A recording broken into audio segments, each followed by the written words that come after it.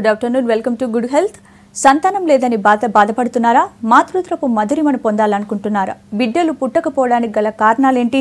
అలాగే సంతానలేమి సమస్యలపై పరిష్కారాలు చూపించడానికి మనతో పాటు రమా సంతాన సాఫల్య కేంద్రం నుంచి డాక్టర్ రమా గారు మనతో పాటు స్టూడియోలో ఉన్నారు. సో మనం డౌట్స్ అడిగి తెలుసుకుందాం. సో ఇక్సీ అంటే ఏంటి, మరి ఎవరికి అవసరం అవుతుంది? అంటే ఈరోజు అంటే మేల్ ప్రాబ్లమ్స్ అంటే రిప్రొడక్షన్లో 40-50% వరకు మగవాళ్ళల్లోనే కారణాలు కనిపిస్తున్నాయి అన్నమాట. అందుకని ఇది ఒక పిల్లలు కలగకపోవడానికి ఇది ఒక ముఖ్యమైన కారణం. కాబట్టి దీనికి పరిష్కార మార్గాలు ఏంటి? మగవాళ్ళల్లో ఒక్కొక్కసారి స్పర్మ్స్ తక్కువ ఉండటము, లేకపోతే అసలు లేకపోవటము. అసలు లేకపోతే అజూస్పర్మియా అంటాం, తక్కువ ఉంటే ఆలిగోస్పర్మియా అంటాం. స్పర్మ్ అంటే కదలిక ఇంపార్టెంటు, సైజు షేపు ఇంపార్టెంటు, వాటి ఫంక్షన్స్ ఇంపార్టెంటు, తర్వాత దాని లోపల ఎక్కడ కూడా ఇన్ఫెక్షన్ లేకుండా ఉండాలన్నమాట. ఇవన్నీ కూడా మనకి అంటే రీప్రొడక్షన్కి చాలా ఇంపార్టెంట్. అయితే ఈ కౌంట్ నార్మల్గా లేదనుకోండి, అంటే ముందు అసలు ఎందుకు కౌంట్ తక్కువగా ఉంది, దీనికి గల కారణాలు ఏంటి అనేది ఫస్ట్ అంటే లైఫ్ స్టైల్ని బట్టి కొన్ని ప్రాబ్లమ్స్ రావచ్చు, లేకపోతే ఏదైనా హెల్త్ ప్రాబ్లమ్స్ ఉండి ప్రాబ్లం రావచ్చు, లేకపోతే పొల్యూషన్ వల్ల ప్రాబ్లం రావచ్చు, లేకపోతే ఏదైనా మెడిసిన్స్ తీసుకుంటుంటే ప్రాబ్లం రావచ్చు. ఇలా రకరకాల కారణాల వల్ల మగవాళ్ళల్లో వీరకణాల నంబర్ తగ్గటము, వాటి ఫంక్షన్స్ కాంప్రమైజ్ అయ్యి ఉండటము జరుగుతుంటుంది అన్నమాట. తర్వాత కొంతమందిలోనేమో అసలు స్పర్మ్ సెమెన్ ఉంటుంది, కానీ దాంట్లో మైక్రోస్కోప్లో చూస్తే స్పర్మ్స్ అనేవి ఉండవు. ఇటువంటి వాళ్ళకి మరి సంతానం కలగాలంటే మనకి పద్ధతులు ఏమున్నాయి, అందులో కూడా మనకి పర్సంటేజ్ ఆఫ్ సక్సెస్ ఇంప్రూవ్ చేయాలంటే మనం ఏమేమి స్టెప్స్ తీసుకోవాలి అనే దాని గురించి ఇప్పుడు ఈరోజు మనం మాట్లాడుకుందాము. అయితే ఏంటంటే కంప్లీట్గా స్పర్మ్ లేకపోవడం అనేది ఇట్ ఈస్ మేజర్ ప్రాబ్లం. అసలు స్పర్మ్ లేని వాళ్ళకి మాత్రం మందులు అనేవి ఎప్పుడు పనిచేయవు అసలు. ఇంకా అంటే ఇది మెన్లో వచ్చేటువంటి మేజర్ ప్రాబ్లం. అయితే ఫైనల్గా మనం చేయగలిగింది ఏంటంటే కంప్లీట్గా స్పర్మ్ బయటికి రాని వాళ్ళల్లో కనీసం లోపలన్నా ప్రొడక్షన్ ఉందా లేదా, టెస్టిస్లో ప్రొడక్షన్ ఉండి కొంతమందిలో అవి బయటికి రాకపోవటం, అంటే ఈజాక్యులేటరీ డక్ట్లోకి ఎంటర్ కాకపోవటం ఉంటుందన్నమాట.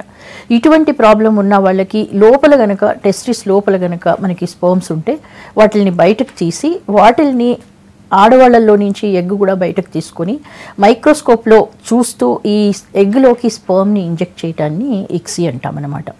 ఇది 1992లో ప్రపంచంలో ఫస్ట్ మొదలైందనమాట. ఇప్పుడు అన్ని కంట్రీస్లోనూ ఈ పద్ధతి చాలా అంటే కామన్ ట్రీట్మెంట్ అయిపోయింది. అంటే అజూస్పర్మియా ఉన్న వాళ్ళల్లో ఇందులో చాలా మంచి రిజల్ట్స్ కూడా వస్తున్నాయి. రైట్, మన కాలర్ రెడీగా ఉన్నారు. నిజామాబాద్ నుంచి శ్రీకాంత్. హలో శ్రీకాంత్ గారు, మాట్లాడండి. డాక్టర్ గారు మీ డౌట్ చెప్పండి. నిజామాబాద్ నుంచి కాల్ చేస్తున్నాం. చెప్పండి మేడం, మాకు మ్యారేజ్ అయ్యి 2 years అవుతుంది మేడం. అయితే మేడం వైఫ్ కి నేను చెక్ చేయించాను. సో చెక్ చేయిస్తే ఆమెకు థైరాయిడ్ వల్ల హార్మోన్స్ ప్రాబ్లమ్స్ ఉందని చెప్పారు మేడం డాక్టర్స్. అయితే ఫాలిక్యూల్ స్టిమ్యులేటింగ్ హార్మోన్ వచ్చేసి 12.19 ఉండడం వల్ల సో ఆమెకు లాప్రోస్కోపీ చేయించాలి అని చెప్పేసి చెప్పారు. అసలు నాకు లాప్రోస్కోపీ అంటే ఏంది మేడం, అలాగే థైరాయిడ్ హార్మోన్స్ ఏ లెవెల్లో ఉండాలి, వీటి గురించి డౌట్ ఉంది మేడం, కొద్దిగా నాకు ఎక్స్ప్లెయిన్ చేయగలరు? ఇప్పుడు అంటే థైరాయిడ్ అనేది మన దేశంలో చాలా మందికి తక్కువ పనిచేస్తుంది. దీనికి ముఖ్యమైన కారణం మన భూమిలో ఇండియాలో ఉన్న ఈ నేలలో అయోడిన్ అనే ఒక ఎలిమెంట్ ఉంటుంది, అది తక్కువగా ఉందన్నమాట. అందుకని చాలా సంవత్సరాల క్రితము గవర్నమెంట్ దీన్ని రికగ్నైజ్ చేసి సాల్ట్లో అయోడిన్ యాడ్ చేయడం అనేది స్టార్ట్ చేశారు. కానీ మనం తినే సాల్ట్ ఒక్కొక్క మనిషి కనీసం 5 grams ఒకవేళ తీసుకుంటే అందులో ఈ 1 gram సోడియంలో మనకి ఉండేది ఓన్లీ 33 milligrams ఆఫ్ అయోడిన్ అనమాట. ఇది సరిపోవటం లేదు. ఇది ఒక ముఖ్యమైన కారణం థైరాయిడ్ డెఫిషియన్సీ రావడానికి. ఇది కాక ఆటో ఇమ్యూన్ డిసీజ్ అని, అంటే మన బాడీలో మనకే కొన్ని యాంటీబాడీస్ తయారయ్యి ఆ ఆర్గాన్ పనిచేయకుండా చేస్తాయి అన్నమాట. దీన్ని హషిమోటోస్ థైరాయిడైటిస్ అంటారు. కానీ ఒక అదృష్టం ఏంటంటే ఈ థైరాయిడ్ ఉన్న వాళ్ళల్లో మనం థైరాక్సిన్ హార్మోను బయట నుండి సప్లిమెంట్ చేస్తే అది మేజర్ హెల్త్ ప్రాబ్లంగా దారితీయదు.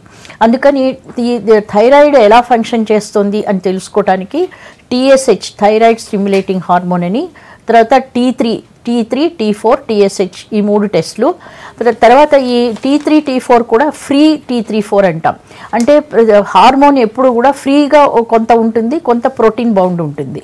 ప్రోటీన్ బౌండ్ ఉన్నది యాక్టివ్ ఉండదు, ఫ్రీగా ఉన్నది మాత్రమే యాక్టివ్గా ఉంటుంది. అందుకని మనం టెస్ట్ చేసేటప్పుడు free T3, free T4, TSH, తర్వాత ATA, TPO అని 2 ఈ యాంటీబాడీస్ హషిమోటోస్ గురించి తెలుసుకోవడానికి థైరోపెరాక్సిడేజ్ యాంటీబాడీ అని, యాంటీథైరాయిడ్ యాంటీబాడీ అని ఉంటాయి అన్నమాట. ఇవి గనక రైజ్ అయితేనేమో ఆటో ఇమ్యూన్ ప్రాబ్లము, అవి రైజ్ కాకుండా TSH గనక హై గనక ఉంటే అది హైపోథైరాయిడిజం. దాంట్లో ఏంటంటే అయోడిన్ ఉన్న ఫుడ్ని ఎక్కువగా తీసుకోవాలి. టైరోసిన్ అనే హార్మోన్ కూడా మనం తీసుకుంటే మన బాడీలోనే అది థైరాక్సిన్ హార్మోన్గా మారే అవకాశం ఉంటుంది. కానీ ఇది మాత్రం మీరు అంటే చాలా అంటే సీరియస్ ప్రాబ్లం పిల్లలు కలగటానికి అని అనుకోవాల్సిన అవసరం లేదు. ఇది ఈజీగా కరెక్ట్ చేయగలిగిన ప్రాబ్లం. అయితే ఏంటంటే ఇప్పుడు లాప్రోస్కోపీ అంటే ఏంటి అని అడిగారు.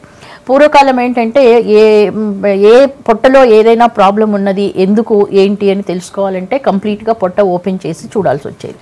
అలా కాకుండా ఈ టెలిస్కోప్ ఆపరేషన్స్ని లాప్రోస్కోపీ అంటారు. అంటే ఒక చిన్న లెన్స్లో మ్యాగ్నిఫికేషన్లో మనకి కనిపిస్తుంది అనమాట. అంటే ఇప్పుడు మనకి ఇంటికి ఎవరైనా వచ్చారనుకోండి, తలుపు మొత్తం తీయకుండా ఒక చిన్న కీ హోల్లో నుంచి మనం ఎలా చూస్తామో అవతల వాళ్ళు ఎవరు అని, ఇది కూడా అలాంటిది అనమాట. ఒక కీ హోల్ సర్జరీ అంటాం ఈ లాప్రోస్కోపీ.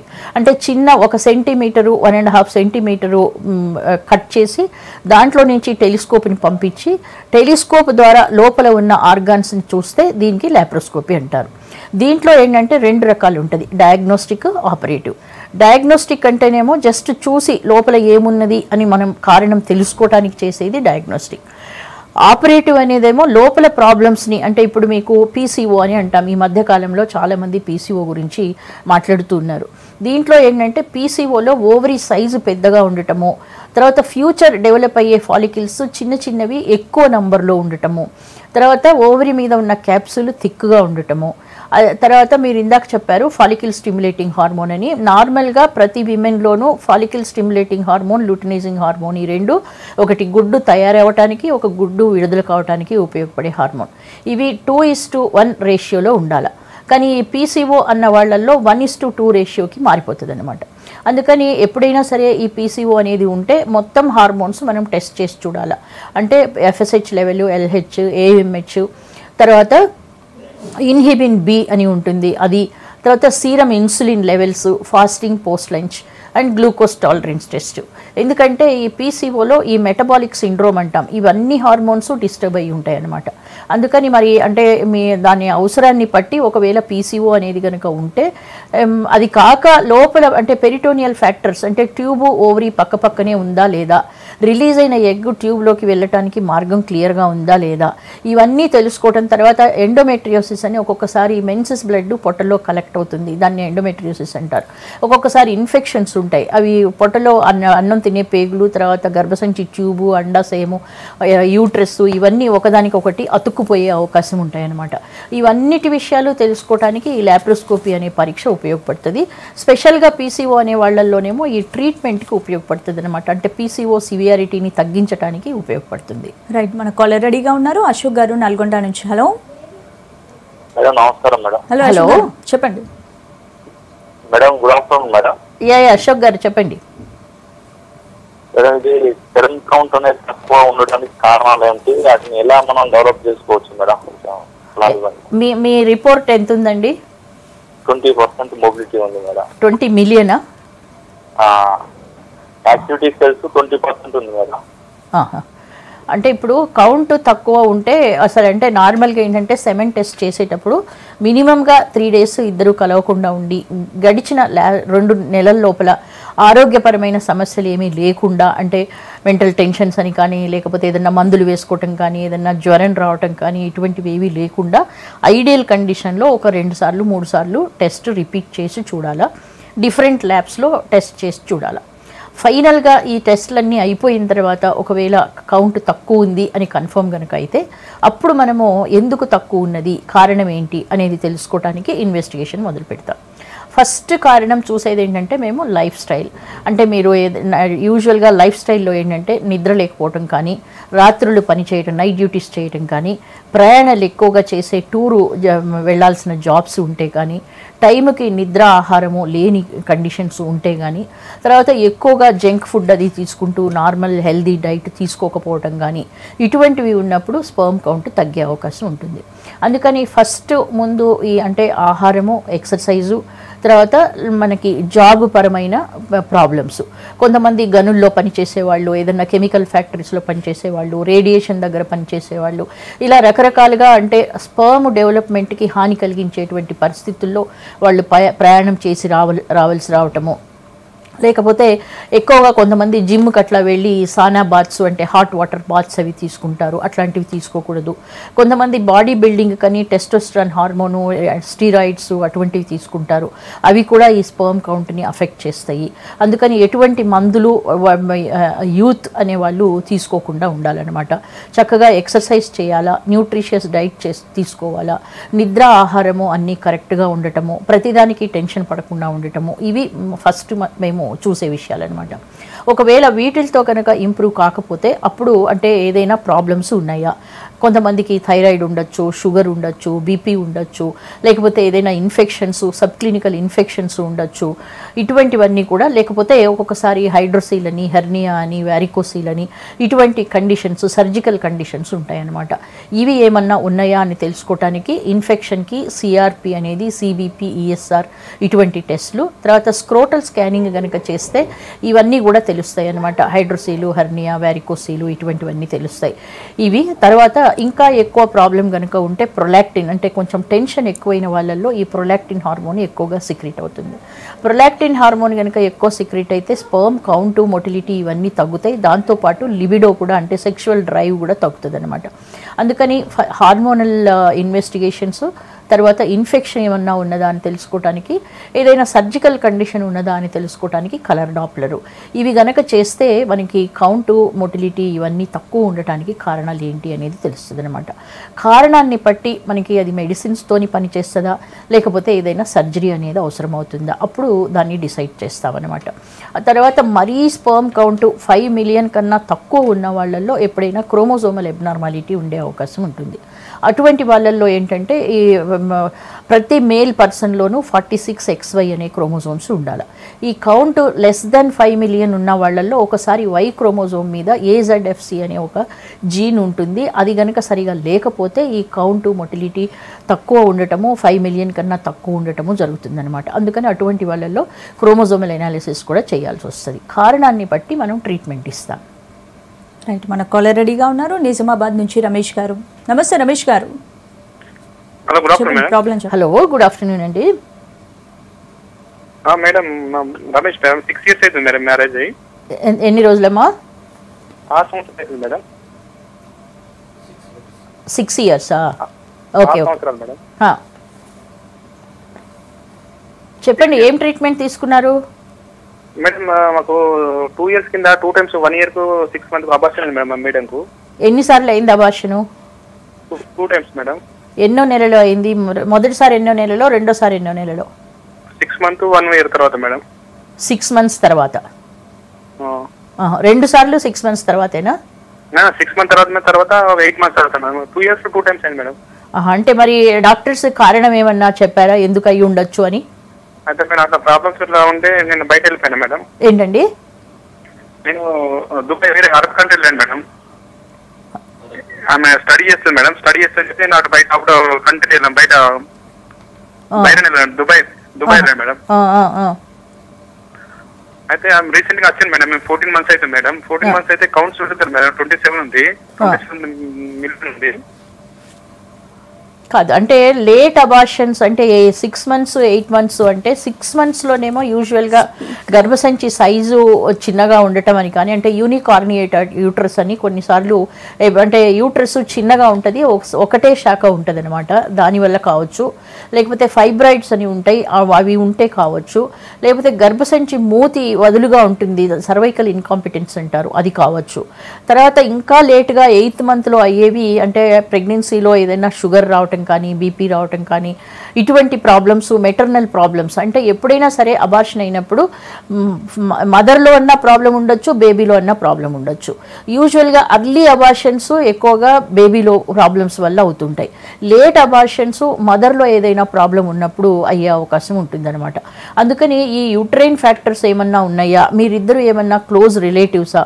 యూజువల్గా ఏంటంటే క్లోజ్ రిలేటివ్స్లో లోపల బేబీ కంజనిటల్ ఎబ్నార్మాలిటీ ఏదన్నా ఉండి దానివల్ల అబార్షన్స్ అయ్యే వాళ్ళు ఉంటారు, లేకపోతే యూట్రైన్ పెథాలజీ ఉన్న వాళ్ళు అబార్షన్స్ అయ్యే వాళ్ళు ఉంటారు, ఇన్కాంపిటెంట్ సర్వీక్స్ ఉండేవాళ్ళు, డయాబెటీస్, హైపర్ టెన్షన్, ఏదైనా కాంప్లికేషన్స్ ఉన్న వాళ్ళు ఉండొచ్చు.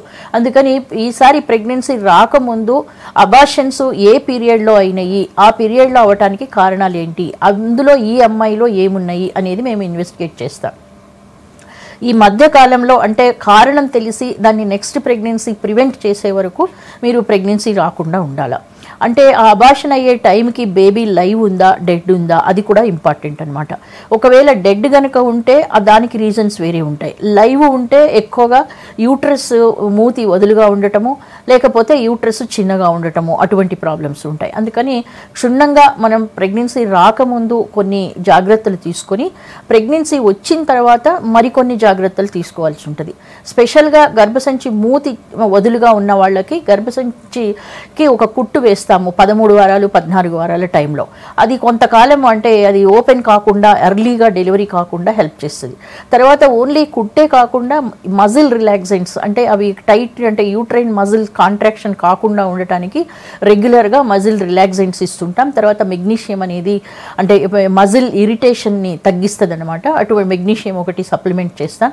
ఇలా రకరకాల పద్ధతుల్లో కనీసం వయబిలిటీ అంటే 28 వీక్స్ అన్నా రావాలి, లేకపోతే బేబీ కనీసం 1 కిలో అన్నా రావాలా. అప్పుడు బేబీ డెలివరీ అయినా కూడా మనకి పీడియాట్రిక్స్ చాలా డెవలప్ అయి ఉంది కాబట్టి ఆ బేబీ సర్వైవ్ అయ్యేటట్టు చేయొచ్చు. అందుకని ప్రెగ్నెన్సీ రాకుండా ఫస్ట్ మీరు జాగ్రత్త తీసుకోండి.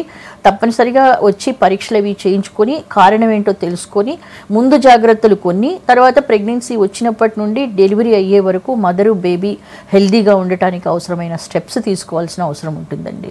రైట్. మనం సుచిత్ర హైదరాబాద్ నుంచి కాలర్ రెడీగా ఉన్నారు. నమస్తే సుచిత్ర గారు. చెప్పండి మేడం. నా పేరు, నాకు 34 ఇయర్స్ ఉంటాయి మేడం. నాకు ఇట్లా ఎగ్ రిలీజ్ అవ్వట్లేదు మేడం. 19th డే రోజు రిలీజ్ అవుతుంది. మా సార్కి మోడలిటీ అండ్ కౌంట్ తక్కువ ఉంది మేడం. ఒకసారి అబార్షన్ అయింది, ఫైబ్రాయిడ్ వల్ల అబార్షన్ అయిందని చెప్పారు మేడం. తీసేసారా మరి ఫైబ్రాయిడ్? అబార్షన్ అయింది మేడం, అది ఇప్పుడు లేదని చెప్పారు. ప్రెగ్నెన్సీ రావాలంటే ఏం చేయాలా మేడం?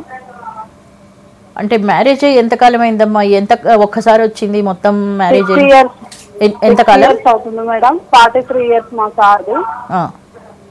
కాదు, ఇప్పుడు మీకు పెళ్ళి ఎంతకాలం అయింది? ఈ వచ్చిన ప్రెగ్నెన్సీ ట్రీట్మెంట్ ఏం లేకుండా వచ్చిందా, దాని లేకపోతే ట్రీట్మెంట్ తీసుకున్నారా? ట్రీట్మెంట్ ఏం లేకుండా వచ్చింది మేడం. మ్యారేజ్ అయిన 1 ఇయర్కి వచ్చింది. ఇప్పుడు మ్యారేజ్ అయ్యి మొత్తం ఎంతకాలం అయింది? 6 ఇయర్స్ అవుతుంది. అప్పటి నుంచి రాలేదు మేడం. ఓకే. ఇప్పుడు అంటే పెళ్లి కాగానే 1 నెలలో 1 సంవత్సరంలోనే మీకు ప్రెగ్నెన్సీ వచ్చిందంటే యూజువల్గా మనుషుల్లో fertility rate, reproducing capacity high అని, మీడియం అని, లో అని డివైడ్ చేస్తాం. హై అనేవాళ్ళు మ్యారేజ్ అయిన 6 మంత్స్ లోపు, మీడియం అనేవాళ్ళు 1 ఇయర్ లోపు, లో అనేవాళ్ళు అంతకన్నా ఎక్కువ టైం పడుతుంది అనమాట. మీకు అంటే మీడియంలో హై అండ్ మీడియం మధ్యలో ఉన్నట్టున్నారు. అందుకని మ్యారేజ్ కాగానే 1 ఇయర్లో ప్రెగ్నెన్సీ వచ్చింది. ఒకసారి ప్రెగ్నెన్సీ వచ్చి తర్వాత ప్రెగ్నెన్సీ రాకపోతే మేజర్గా 2 కారణాలు కనిపిస్తూ ఉంటాయి. ఒకటి ఏంటంటే ఆ అబార్షన్ అయిన టైంలో లోపలికి గర్భసంచిలో నుంచి ట్యూబ్లోకి ఇన్ఫెక్షన్ వెళ్ళి ఆ ఇన్ఫెక్షన్ వల్ల ట్యూబ్ సరిగా పనిచేయకపోతే గుడ్డు వీర్యకణము కలవక ప్రెగ్నెన్సీ రాదు. అది ఒక ముఖ్యమైన కారణం. సెకండరీ ఇన్ఫర్టిలిటీ కేసెస్లో మెజారిటీ రీజన్ ఇది ఉంటుంది. కానీ మీరు హస్బెండ్కి 7 కౌంట్ కూడా తక్కువ ఉన్నదని చెప్తున్నారు. కాబట్టి అంటే మనకి మీకు ఫస్ట్ ప్రెగ్నెన్సీ వచ్చిన తర్వాత ఒకవేళ ఆయనలో ఏదైనా ప్రాబ్లమ్స్ ఉంటే ఆయన కౌంట్ తక్కువ అయి ఉండొచ్చు, లేకపోతే ఒక్కొక్కసారి తక్కువ కౌంట్లో కూడా నార్మల్గా ప్రెగ్నెన్సీ వచ్చే వాళ్ళని చూస్తుంటాం. అందుకని అది కూడా మనం ఇవాల్యుయేట్ చేయాలా. తర్వాత మీకు 34 ఇయర్స్ అంటున్నారు. యూజువల్గా 34 ఇయర్స్ వరకు ప్రెగ్నెన్సీ కొంత ఈజీగా వస్తుంది. 34 ఇయర్స్ దాటుతుంటే మరి తొందరగా రావటం కష్టమవుతుంది. అందులో ఆయన ఏజ్ కూడా 43 అని అంటున్నారు. అందుకని మీరు అంటే ఇంకా వస్తుంది అని ఇంట్లో ఉండద్దండి. ఇటువంటి మరీ కౌంట్ 20 మిలియన్ల కన్నా తక్కువ ఉంటేనేమో డైరెక్ట్గా IVF ICSI అనే ప్రొసీజర్కి వెళితే మంచిది. ఎందుకంటే మీకు 34 ఇయర్స్ వచ్చినాయి. ఈ 35-36 ఇయర్స్ వస్తే ఆడవాళ్లలో ఎగ్ పనిచేయక చాలాసార్లు మేము ఎగ్ బయట నుండి తీసుకోవాల్సిన పరిస్థితి ఏర్పడుతుందన్నమాట.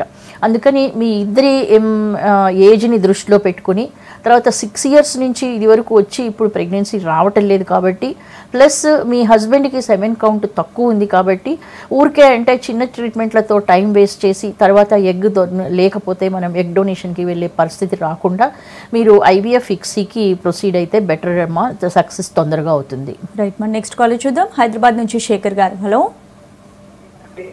హలో చెప్పండి, ప్రాబ్లం చెప్పండి. మాది మ్యారేజ్ అయ్యి 1.5 year అయిందండి. డాక్టర్ని కన్సల్ట్ అవుతే ఎగ్ క్వాలిటీ లేదు అంటున్నారు. సో అసలు యాక్చువల్గా ఎగ్ క్వాలిటీ లేదు అంటే ఏంటి? రైట్ ఓవర్ ఎంత ఉండాలి, లెఫ్ట్ ఓవర్ ఎంత ఉండాలి? క్వాలిటీ లేదని చెప్పడానికి రాదండి. క్వాలిటీ ఉందా లేదా అనేది ఫైనల్గా హెల్దీ బేబీ రాకపోతే అప్పుడు క్వాలిటీ లేదనుకుంటాం. కానీ చూడగానే ఎగ్ క్వాలిటీ లేదని చెప్పడానికి ఉండదు. ఎప్పుడు చెప్పడానికి వస్తుందంటే ఎగ్ క్వాలిటీ ఒకవేళ ఆ అమ్మాయికి ఏఎంహెచ్ యాంటీ ముల్లేరియన్ హార్మోన్ అంటే ఎగ్ ఓవేరియన్ రిజర్వ్ ఎంత ఉంది అని తెలుసుకోవడానికి చేస్తాం. ఒకవేళ ఇది గనక <1 గనక ఉంటే ఇంకా ఎగ్ తయారు కావటం కానీ క్వాలిటీ కానీ తగ్గే అవకాశం ఉంటుంది. అట్లాగే ఎఫ్ఎస్హెచ్ అనే హార్మోన్ ఫాలికిల్ స్టిమ్యులేటింగ్ హార్మోన్ అంటే ఇది ఎగ్ చిన్నగా ఉన్న ఫాలికిల్ని పెద్దగా చేసి ఎగ్ సైజుకి తేవడానికి పనికొచ్చే హార్మోన్ అనమాట.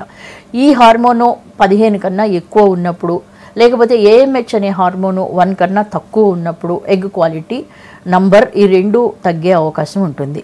ఒకవేళ ఇది గనక ఉంటే ఈ ఏఎంహెచ్ తక్కువ తర్వాత ఎఫ్ఎస్హెచ్ ఎక్కువ ఉంటే డిహెచ్ఏ అనే ఒక హార్మోన్ ఉంటుంది. అంటే ఇది మదర్ హార్మోన్ అన్నమాట. ఈ ఎగ్ డెవలప్ కావడానికి ఉపయోగపడే దాంట్లో ఈ మదర్ హార్మోను 3 to 6 months ఇస్తే వాళ్ళకి ఓవేరియన్ రిజర్వ్ కొంచెం పెరిగే అవకాశం ఉంటుంది.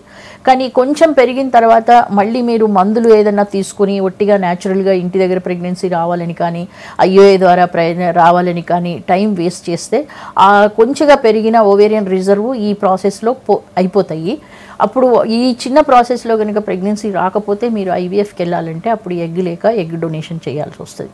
అందుకని ఈ హార్మోన్ లెవెల్ ఎలా ఉంది, ఓవేరియన్ రిజర్వ్ ఎలా ఉంది అని చూసుకొని ఒకవేళ మరీ పూర్గా కనుక ఉంటే మరి మీరు కూడా మరి ఐవీఎఫ్కే ప్రొసీడ్ కావాల్సి ఉంటుంది. ఒకవేళ అది కాకపోతే మనం మామూలు సింపుల్ పద్ధతిలో మీకు ప్రెగ్నెన్సీ వచ్చేటట్టు చేయొచ్చు. రైట్ మన నెక్స్ట్ కాల్ చూద్దాం. సాజిద్ గారు హైదరాబాద్ నుంచి. నమస్తే సాజిద్ గారు. హలో చెప్పండి. చెప్పండి. నమస్తే మేడం. నమస్తే అండి మేడం. నా పెళ్ళి 6 years అయింది మేడం. అయితే పిల్లలు లేరు ఇంతవరకు. అయితే అన్ని టెస్టులు చేపిస్తే మా భార్యలతో అయితే ఏం ప్రాబ్లం లేదు. కొంచెం గట్టిగా మాట్లాడండి. అయితే అన్ని టెస్ట్ చేయించాను మేడం. ఆ టెస్ట్ లో మా భార్యకి అయితే ఏం ప్రాబ్లం వెళ్ళలే. ఓకే. తర్వాత సెమెన్ టెస్ట్ చేస్తే సెమెన్ లో మిల్ కౌంట్స్ అనేవి వెళ్ళినాయి మేడం. అంటే ఎజోస్పర్మియా అని చెప్పారా? ఎజోస్పర్మియా అని చెప్పారు. ఎన్నిసార్లు చేయించారు టెస్ట్ మేడం? ఎన్నిసార్లు చేయించారు టెస్ట్? నేను ఫస్ట్ టైం శ్రీ వశిష్ఠలో చేయించాను మేడం. దాని తర్వాత దానికి ఫలితం లేకుంటే దాన్ని మానేశాను మేడం. ఒకవేళ ఎజోస్పర్మియా అని వస్తే అంటే మీరు ఏం పని చేస్తారు? నేను పోలీస్ డిపార్ట్మెంట్ ఉంటుంది మేడం. ఏంటండి? Police department madam. Police department. సరే, అంటే కంప్లీట్గా కనుక యాబ్సెంట్ అని వస్తే మనము ఫర్దర్గా ఇన్వెస్టిగేట్ చేయాల్సిన అవసరం ఉంటుందండి. అంటే అసలు మొత్తం సెమెన్ డెవలప్మెంట్ ప్రాసెస్ ఏంటంటే బ్రెయిన్లో పిట్యూటరీ హైపోథాలమస్ అనే ఒక ఏరియా ఉంటుంది. ఆ హైపోథాలమస్ వచ్చి పిట్యూటరీ మీద పనిచేస్తుంది, పిట్యూటరీ వచ్చి టెస్టిస్ మీద పనిచేస్తుంది అనమాట. ఈ టెస్టిస్ లోపల సెమినిఫెరస్ ట్యూబ్యూల్స్ అని ఉంటాయి. దీంట్లో స్పర్మ్స్ ప్రొడ్యూస్ అవుతాయి. ఈ టెస్టిస్లో ఈ స్పర్మ్ ప్రొడ్యూస్ కావాలంటే ఎఫ్ఎస్హెచ్, ఎల్హెచ్, తర్వాత టెస్టోస్టెరాన్ ఈ 3 హార్మోన్స్ నార్మల్ లెవెల్లో ఉండాలన్నమాట. ఎప్పుడైనా సరే ఒకవేళ టెస్టిస్ కనుక కరెక్ట్గా పని చేయటం లేదు అంటే ఈ హార్మోన్స్ నార్మల్ కన్నా ఎక్కువన్నా ఉంటాయి, తక్కువన్నా ఉంటాయి. తక్కువ ఉంటేనేమో పిట్యూటరీ అనే గ్రంథి పని చేయనట్టు. అంటే పిట్యూటరీలో follicle stimulating hormone, luteinizing hormone అవి తయారు కాక ఈ టెస్టిస్ స్టిమ్యులేట్ కాక మనకి స్పర్మ్ ప్రొడ్యూస్ కాదు. లేదా ఒకవేళ ఈ ఎఫ్ఎస్హెచ్, ఎల్హెచ్ అనేది కనుక ఎక్కువ ఉన్నదనుకోండి అప్పుడు టెస్టిస్ పని చేయనట్టు అనమాట. అంటే నార్మల్ కన్నా ఇంకా ఎక్కువ సిక్రీట్ చేసి చూస్తుంది అనమాట పిట్యూటరీ గ్రంథి, ఇది టెస్టిస్ రెస్పాండ్ కావాలని. అంటే ఇండైరెక్ట్ ఎవిడెన్స్ ఏంటంటే ఈ ఎఫ్ఎస్హెచ్, ఎల్హెచ్ కనుక హై లెవెల్లో కనుక ఉంటే ఇవి టెస్టిస్ సరిగా పని చేయటం లేదు అని. నార్మల్ కన్నా డబుల్ అన్నంత వరకు మాత్రము టెస్టిస్లో అక్కడక్కడ మొత్తం లేకపోయినా స్పర్మ్స్ ఉండే అవకాశం ఉంటుంది. తర్వాత అంటే ఈ జెనెటిక్ టెస్ట్ ప్రతి మేల్ పర్సన్లో 46XY అని ఉంటుంది. తర్వాత ఇలా ఎజోస్పర్మియా అని ఉన్న వాళ్ళల్లో క్రోమోజోమల్ ఎనాలిసిస్ విత్ వై క్రోమోజోమ్లో AZFC మైక్రో డిలీషన్స్ ఉన్నాయా లేదా అనేది టెస్ట్ చేయాలి. తర్వాత నార్మల్ ఫంక్షనింగ్ టెస్టిస్ సైజు అడల్ట్కి అందరికీ ఉన్న సైజులో ఉంటుంది. ఒకవేళ అది ఫంక్షన్ లేకపోతే టెస్టిస్ సైజు చిన్నగా ఉంటుందన్నమాట. అందుకని ఇవన్నీ కూడా ఇన్వెస్టిగేట్ చేసి ఒకవేళ లోపల స్పర్మ్స్ ఉన్నాయని తెలిస్తే ICSI పద్ధతి ద్వారా పిల్లలు కలిగే అవకాశం ఉంటుంది. రైట్, థ్యాంక్ యూ డాక్టర్ గారు. ఇన్ఫర్టిలిటీకి సంబంధించిన చాలా డౌట్స్ కూడా క్లియర్ చేశారు. Thank you so much. చూసారు కదండి, ఇదండి ఇవాళ good health. Keep watching V6 News.